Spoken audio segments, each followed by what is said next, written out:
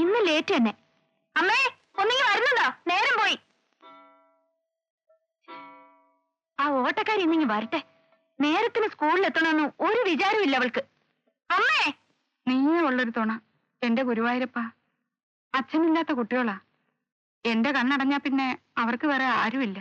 കുറച്ചുകൂടെ ഭേദപ്പെട്ട ഒരു ജോലി നീരിക്ക് വാങ്ങി കൊടുക്കരുതോ എന്റെ കൃഷ്ണ. ദീപമോളെ പരീക്ഷയെ തോപ്പിക്കല്ലേ. മോനിക്കുട്ടന്റെ കാര്യത്തിൽ എനിക്ക് ആകെ ഒരു വിഷമം. ചെക്കന് തീറ്റി എന്നല്ലാതെ വേറെ ഒരു വിചാരവും ഇല്ല. അവനെ പഠിപ്പിച്ച് ഒരു വലിയ ഡോക്ടറാക്കണമെന്നാ എന്റെ ആഗ്രഹം.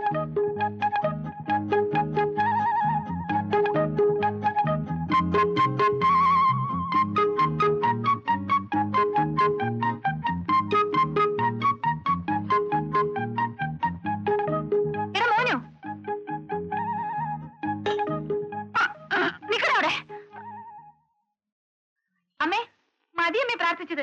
ഒന്ന് അടുക്കളയിൽ വന്ന് നിൽക്ക്, എനിക്ക് കുളിക്കണം. അമ്മയുടെ മോനാ ഡോക്ടർ ഉണ്ടല്ലോ, അവൻ അടുക്കളയിൽ കയറി ദോശ ഇട്ട് തിന്നാ.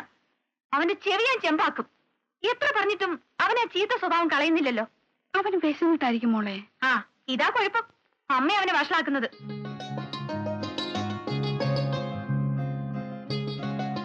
ഞങ്ങൾ ഇന്ന് നെഹ്റു പാർക്ക് വരെ ഓടി ചേച്ചി. ഒട്ടും ക്ഷീണം തോന്നിയില്ല. പഠിത്തം മതിയാക്കി ഓട്ടം മാത്രമായോ? ഹോംവർക്ക് ഒക്കെ രാത്രി തന്നെ ചെയ്തു ചേച്ചി. വായിക്കാനൊന്നുമില്ലേ? ദിവസേന 1 മണിക്കൂറെങ്കിലും ഓടണമെന്ന് ടീച്ചർ പറഞ്ഞു. ഉഷ ചേച്ചിക്ക് ഇത്രയും സ്റ്റാമിന കിട്ടിയത് അങ്ങനെയാണത്രേ. ഏത് ഉഷ ചേച്ചി? ഉഷ ചേച്ചി, വീട്ടിൽ ഉഷ ചേച്ചി. ഉഷ ചേച്ചിയുടെ അതേ സ്റ്റൈലിലാണ് ഇത്ര ഞാനും ഓടുന്നത്. ടീച്ചറാ പറഞ്ഞത്. ഓടി അപ്പുറത്ത്. മോള് പോയി കുളിച്ചാട്ട്. ഡോക്ടർ പിന്നെയും വരും കട്ട് തിന്നെ. അമ്മ അകത്തോട്ടിയല്ലേ.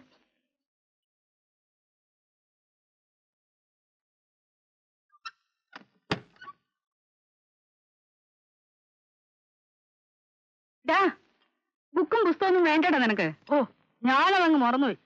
ഇതിപ്പോ കൊണ്ടുപോയിട്ടും വലിയ കാര്യമൊന്നുമില്ല. ഓ, നേരം പോയി. പോട്ടെ അമ്മേ.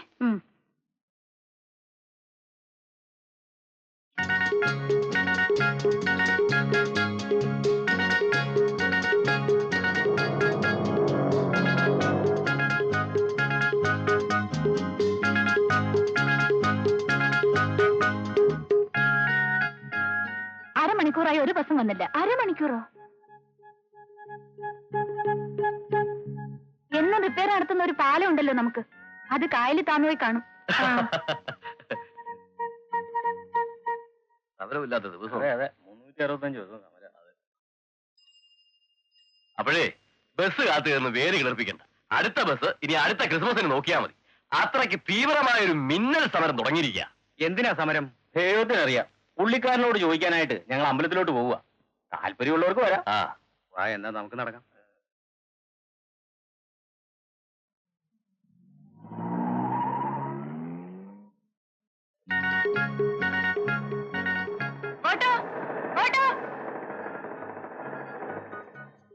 എങ്ങോട്ടാ?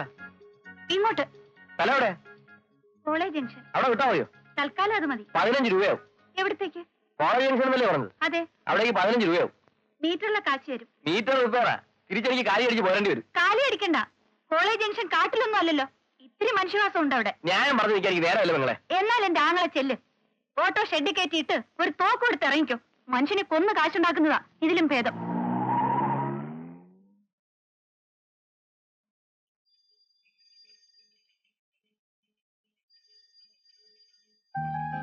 Good morning sir. ബസ് സമരമായിരുന്നു. ബാക്കിയുള്ളവർക്കുണ്ടായിരുന്നല്ലോ സമരം. അത് വേണമെങ്കിൽ ഹാഫ് ഡേ ലീവ് മാർക്ക് ചെയ്തോളൂ സാർ. സാറിനോട് സത്യം പറയാലോ, ഓട്ടോക്കാരൻ ഒരുപാട് കാശ് ചോദിച്ചു. എന്റെ ഉണ്ടായിരുന്നില്ല.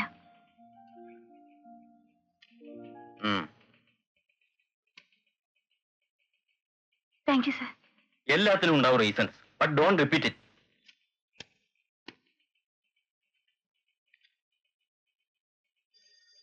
ചേച്ചി എങ്ങനെ എത്തിപ്പെട്ടു? ചത്താലും ഓട്ടോയിലും ടാക്സിയിലും ഒന്നും കേരളെന്ന് എനിക്കറിയാം. അപ്പൊ ഞാൻ അത്രക്ക് പിശുക്കിയാണെന്ന് ഞാൻ ഉറപ്പിച്ചു അല്ലേ? ഉറപ്പിച്ചു. നേര് പറ ചേച്ചി, എങ്ങനെ സമയത്തിനെത്തി? ഒരു മോട്ടോർ ബൈക്കാരനോട് പല്ലൊളിച്ച് കാണിച്ചു. എന്റെ ഊഹം തെറ്റിയില്ല. അയാളത് വായി നോക്കിയായിരുന്നു. വണ്ടി സടംബറെ കിട്ടി നിർത്തി. ഞാനും കയറിപ്പോന്നു. എന്നിട്ടെന്താ? ഒന്നുമില്ല. അല്ല, അയാൾ ശല്യപ്പെടുത്താനൊന്നും ശ്രമിച്ചില്ലേ? ഓ, കുഴപ്പമൊന്നുമില്ല. വൈകുന്നേരം കാണുമെന്ന് ചോദിച്ചു. കാണാന്ന് പറഞ്ഞു. അപ്പോ ചേച്ചി കാണോ? കലക്ടറേറ്റിലെ ജോലിയെന്ന് പറഞ്ഞ് ഞാൻ അവിടെ ഇറങ്ങി. പിന്നെ തിരിച്ചിങ്ങോട്ട് നടക്കുകയായിരുന്നു. വായ്നോട്ടക്കാരൻ 4 മണിയാകുമ്പോ അവിടെ എവിടെയെങ്കിലും കുറ്റിയടിച്ച് നിൽക്കും. നിക്കട്ടെ, നമുക്കെന്താ? ഈ വെണ്ടയ്ക്ക മുഴുവൻ മൂത്തതാ. ഒരു സാധനം നല്ലതില്ല. ഒക്കെ നല്ലതാണേ. അതെ അതെ. 100. കാർത്തിയാനിയമ്മക്ക് ഒരു ലെറ്റർ ഉണ്ട്. എനിക്കോ? അതെ. ദാമോദരന്റെ കത്തായിരിക്കും. ദാമോദരന്റെ കയ്യക്ഷരം ഇതല്ലല്ലോ.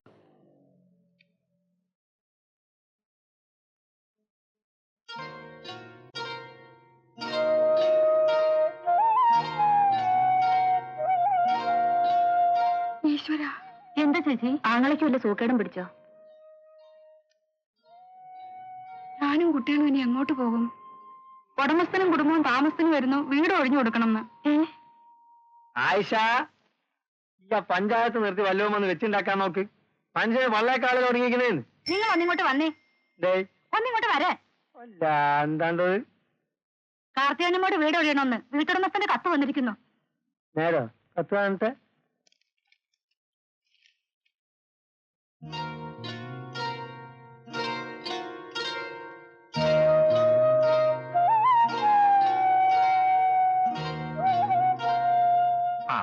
നേരെ വന്നോ? നീ മോളെന്നൊന്ന് പറഞ്ഞ് മനസ്സിലായിക്കോടി. ഞാൻ തോറ്റ്. എന്താ അമ്മേ? ഒന്നുമില്ലാന്ന്. രാവിലെ തത്തക്ക് ജെല്ലിക്കൊടുക്കുമ്പോൾ ജെല്ലിക്കൊടുത്ത് ഞാൻ പോയതാ. ഉച്ചയായതിനൊക്കെ മറന്ന്. കുട്ടികളെ മനസ്സാണ്. എന്താ കാര്യം?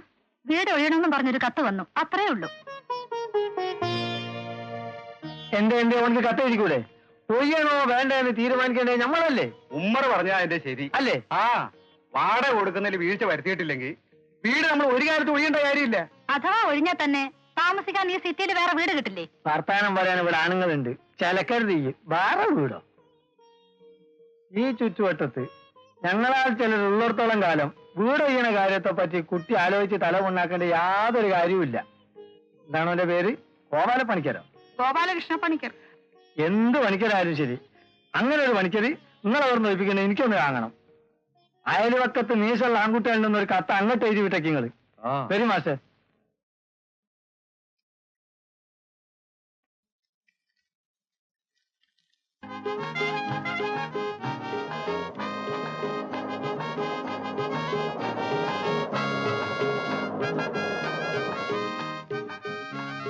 ലേറ്റാവോ സാർ? ഒരു മിനിറ്റ്.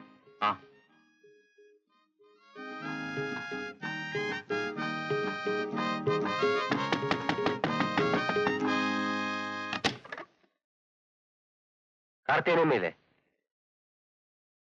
ചിട്ടി കമ്പനിയാണോ?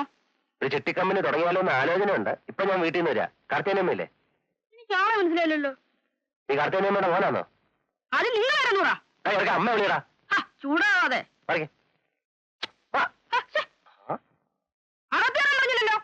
എടാ ചെറുക്ക, ഞാൻ ഈ വീടിന്റെ ഉടമസ്ഥനാ. നീ ഒന്ന് ഹൗസ് ഓണർ ഗോപാലകൃഷ്ണ പണിക്കർ വന്നിട്ടുണ്ടെന്ന് പറ. ഓ ഓ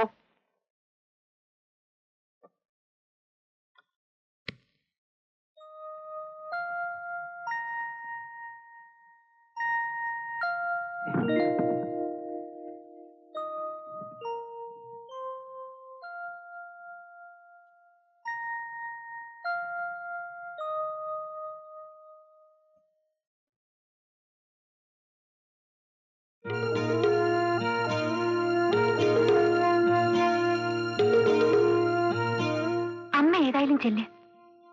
അതിപ്പോ മോള് തന്നെ ചെന്ന് പറ. അമ്മ ഇങ്ങനെ പേടിച്ചാൽ എങ്ങനെയമ്മേ? അമ്മ പറഞ്ഞാലേ അയാൾ കാര്യമായിട്ട് എടുക്കും. അതെ, എന്നാലും ഞാനിപ്പോ എന്തോന്ന് വെച്ചെന്ന് പറയുന്നേ? അത് ഞാൻ പറഞ്ഞു തരണോ? വീട് ഒഴിയാത്ത എന്താന്ന് ചോദിച്ചാൽ ഞാൻ എന്തോ പറയും. തൽക്കാലം ഒഴിയാൻ ഒരു നിവൃത്തിയില്ല എന്ന് പറഞ്ഞാൽ മതി. മതിയോ? ആ മതി. ശരി.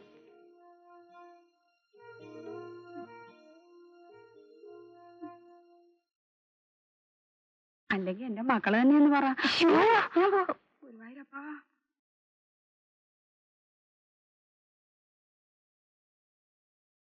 ഞങ്ങള് വീട് ഒഴിയില്ല. കൂടുതലൊന്നും പറയാനില്ല. വീട് ഒഴിയാൻ പറ്റില്ല. ഞാൻ ഹൗസ് ഓണറാണ്.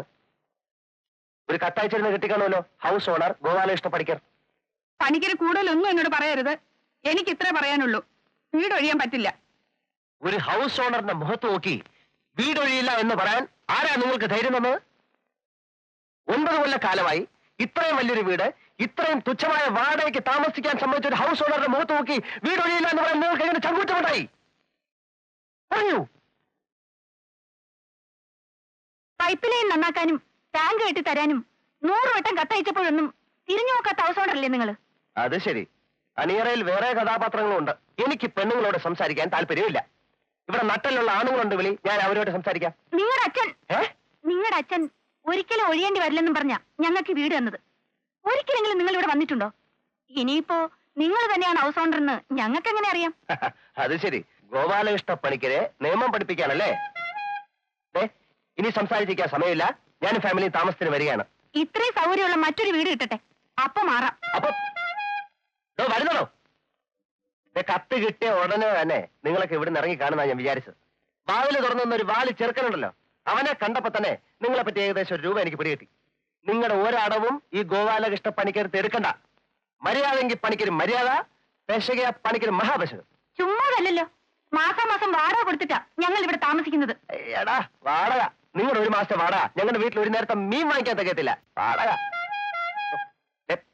വേഷം കെട്ട് എന്റെ അടുത്ത് കാണിക്കരുത്. സുമേധം ഇറങ്ങിയില്ലെങ്കിൽ ഞാൻ എല്ലാത്തിനും പിടിച്ചിറക്കി ഗേറ്റ് പൊട്ടും. ആരാപ്പോ ഗേറ്റ് എടുക്കണേ? നിങ്ങളാണ് പുറത്ത് നിലവിളിച്ചുകൊണ്ട് ഓട്ടോറിക്ഷയിൽ വന്നേ? ഇന്നോ അതോ നാളെ ഇപ്പൊ പറയണം. നമ്മൾ ഹൗസ് ഓണറാന്ന് തോന്നുന്നുണ്ട്. എന്താ നിങ്ങളെ പേര്? കൃഷ്ണൻകുട്ടി പണിക്കരോ? അല്ല, ഗോപാലകൃഷ്ണ പണിക്കർ. ആ പണിക്കരെ, വാടക കൂട്ടി കിട്ടാനുള്ള അടവാണല്ലത്. ആണുങ്ങളില്ലാത്ത വീട്ടിലാണ് വരട്ടുക. താൻ ആരാടോ? ഇതെന്റെ വീടാ.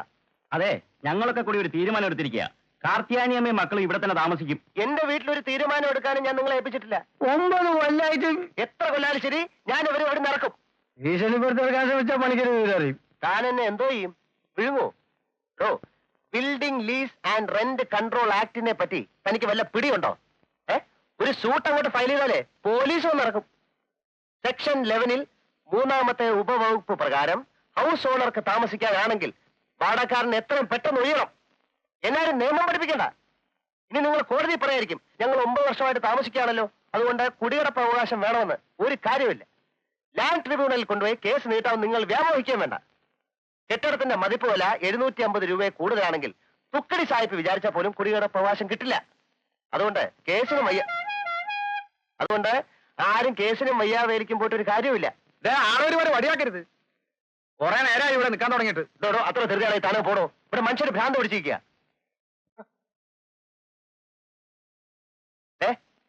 ഞാൻ അവസാനമായിട്ട് പറയാണ്, വെറുതെ എന്റെ ശരിക്കുള്ള സ്വഭാവം പുറത്തെടുപ്പിക്കരുത്. നിങ്ങളിപ്പോ കുറെ നിയമം പ്രസംഗിച്ചല്ലോ ഇവിടെ. വിവരമുള്ള വക്കീൽമാരെ നമ്മളൊന്ന് കാണട്ടാണ്, എന്നിട്ട് തീരുമാനിക്കാം. തന്നെ പോലെ വിവരം കെട്ട അയൽപ്പക്കക്കാര് കാരണം ഇവര് കഷ്ടത്തിലാവും. മര്യാദയ്ക്ക് സംസാരിക്കണം. കണ്ടാൽ അറിയാത്തവൻ കൊണ്ടാൽ അറിയും. എല്ലാത്തിനും ഞാൻ കോടതി കയറ്റും, എല്ലാത്തിനും കയറ്റും. ആഹാ ഓടോ.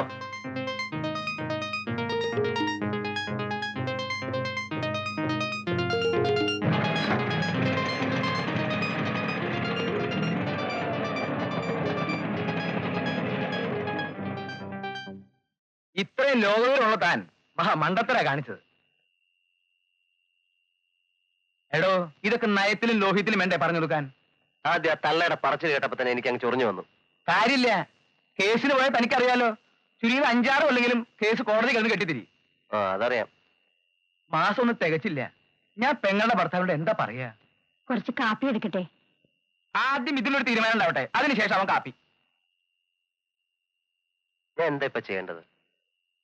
വളരെ സ്നേഹപൂർവ്വം താണുകയാണ് അപേക്ഷിക്കും. തന്റെ കഷ്ടപ്പാടുകൾ പറഞ്ഞ് മനസ്സിലാക്ക്.